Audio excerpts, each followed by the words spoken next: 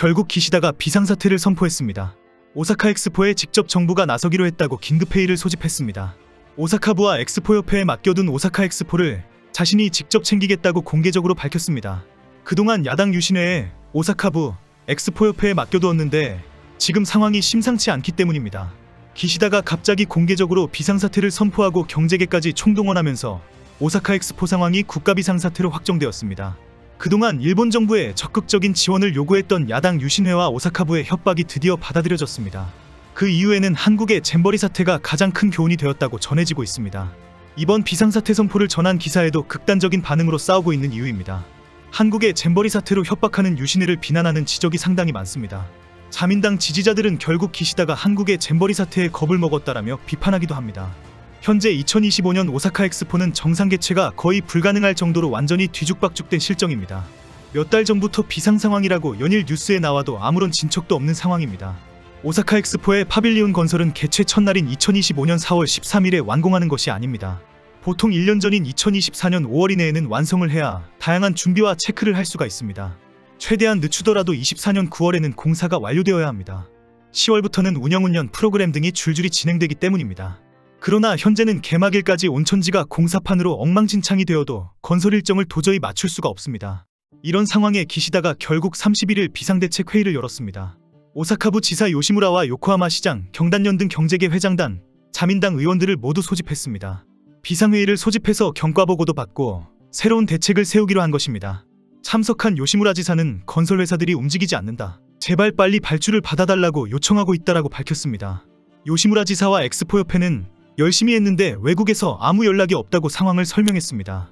기시다는 이 자리에서 내가 이제 선두에 서겠다고 공개적으로 밝혔습니다. 기시다는 박람회 성공 여부는 국제사회에 일본에 대한 신뢰가 걸려있다. 해외 국가의 파빌리온 건설을 마냥 기다리고 있으면 안 된다라고 발언했습니다. 그동안 일본 정부는 민간 기업과 외국 정부의 계약에 국가가 지원할 수 없다는 입장을 밝혀왔습니다. 야당 유신회 정치 세력이 밀어붙이고 있는 오사카 박람회에 소극적으로 대처해왔습니다.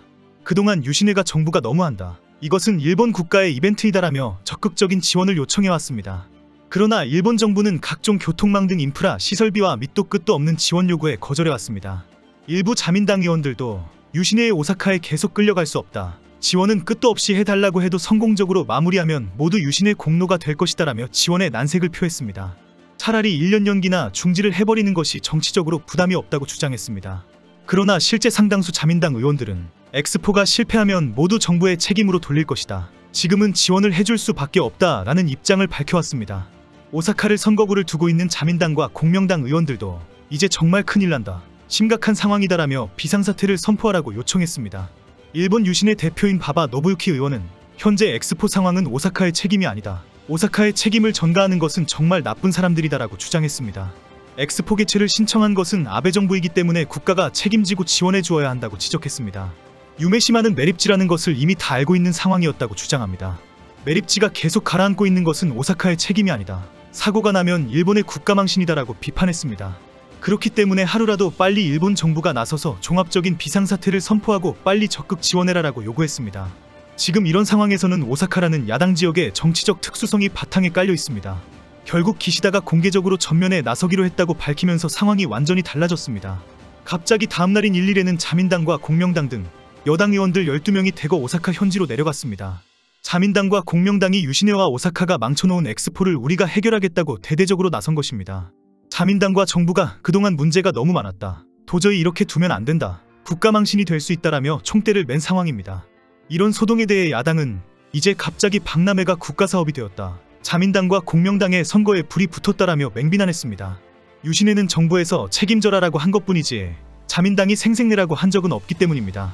정치적으로 모든 공로와 칭찬은 야당 유신회가 가지고 가고 지원과 책임은 자민당이 가지고 가면 된다는 입장입니다. 그러나 현재 일본 정부와 자민당은 엑스포 무역보험으로 국가재정은 다 투입되었다. 그런데 진행되고 있는 일은 하나도 없다라고 반박합니다. 최근 일본 정부가 해외 국가의 파빌리온도 일본 재정으로 지어줄 수 있다고 밝힌 상태이기 때문입니다. 지난 2일 일본 경제산업성은 오사카 엑스포의 해외 국가 전시관 건설을 지원하기 위해 엑스포 무역보험을 설립한다고 발표했습니다. 이 보험은 계약자인 해외 국가가 만약에 공사비를 지불하지 않으면 건설 비용의 90% 이상을 무조건 보상해준다는 보험입니다. 이 보험을 신설한 이유는 일본 건설회사들이 해외 국가들이 계약금이나 중도금을 주지 않는다. 건설 비용이 비싸다고 비용을 떼먹거나 지불을 미룰 가능성이 높다라고 주장하기 때문입니다. 건설 회사에 발주한 해외 국가와 지역과 분쟁이 발생하거나 해외 기업의 도산으로 건설 비용을 받지 못할 가능성을 완전히 해결해버리는 대책입니다. 특히 건설 회사들이 이 보험에 가입하는 것을 독려하기 위해 가입 보험료도 정상 보험료의 30% 수준으로 낮추기로 했습니다. 결국 일본 정부는 건설 회사가 아주 적은 돈으로 보험 가입을 쉽게 하고 비싼 건설 비용을 요청해도 무조건 다 주겠다고 정리한 것입니다. 일본 정부는 이 정도까지 했는데도 해외 국가의 파빌리온 건설은 하나도 진행이 되지 않고 있다. 재정 문제가 아니라 이것은 추진력과 행정 능력의 문제이다라고 판단했다는 것입니다. 이런 상황에 가만히 있다가는 한국의 잼버리 사태가 될 수 있다고 고민했다는 것입니다. 현재 일본 언론도 기시다가 전면에 나섰다고 즉각 속보로 보도하면서 한국의 잼버리 사태를 언급했습니다. 매립지라는 것과 지방정부와 별도 주최단체들이 관련되어 있는 것이 상당히 유사하다고 지적했습니다. 결국 잼버리 사태가 국제적으로 망신살이 뻗치면서 결국 한국 정부와 국가에 큰 피해가 왔다고 분석했습니다. 한국의 잼버리 사태에 겁을 먹은 기시다가 결국 오사카 엑스포의 비상사태를 선포했다고 평가했습니다. 일본 정부는 오사카의 유메시마와 새만금의 상황이 비슷하다라고 보고 있습니다. 잼버리 사태를 교훈 삼아서 모든 문제점을 점검하고 있다고 알려졌습니다. 당시 오사카부에서 빈 땅으로 남아있는 애물단지 매립지 유메시마를 살린 비장의 대책이 엑스포와 카지노 리조트였습니다. 엑스포와 카지노 리조트를 개발하면 유메시마까지 들어가는 모든 교통 인프라를 건설하게 될 것이기 때문에 아주 끝내주는 아이디어라고 찬사를 받았습니다. 당시 아베가 이 아이디어를 덥석받아 경제효과 2조엔의 효과가 있다고 적극 추진 결정을 내리게 됩니다. 그러나 일본 언론들도 매립지로 만든 인공섬 유메시마에 엑스포를 유치하는 것은 위험하다는 지적을 했습니다. 현재 유메시마 현장은 과거 관서지역의 쓰레기 매립장으로 만든 매립지이기 때문에 지반이 너무 약하다는 지적입니다. 공사를 진행하면서 아무리 콘크리트 말뚝을 박아도 지반이 계속 흔들리고 밑도 끝도 없이 빨려 들어간다는 것입니다. 공사를 직접 하고 있는 현장 직원들은 이것은 계속 부들부들 흔들리는 두부 위에 건물을 짓는 것이다. 여기에 건물을 지으면 직하형 지진이 닥치면 액상화 때문에 잠시도 버티지 못할 것이다 라고 이구동성으로 말하고 있다고 합니다.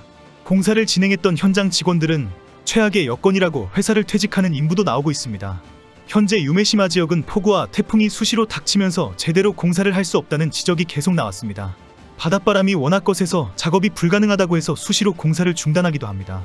완전히 허허벌판이다 보니 폭우와 태풍, 바닷바람까지 그대로 현장을 덮치고 있다는 것입니다. 특히 올해는 엄청난 태풍과 폭우가 예고되어 있는 상황에 바다 매립지는 내륙 현장과는 완전히 다르다고 두 손 두 발 다 들고 있다고 합니다. 기시다가 전면에 나섰지만 유메시마의 문제점은 해결이 될 상황이 아닙니다. 이제 기시다까지 뛰어들었으니 밑빠진 독에 물 붓기로 끝장까지 갈 판입니다. 아베가 그려놓은 폭망 프로젝트를 기시다가 완성할 상황입니다.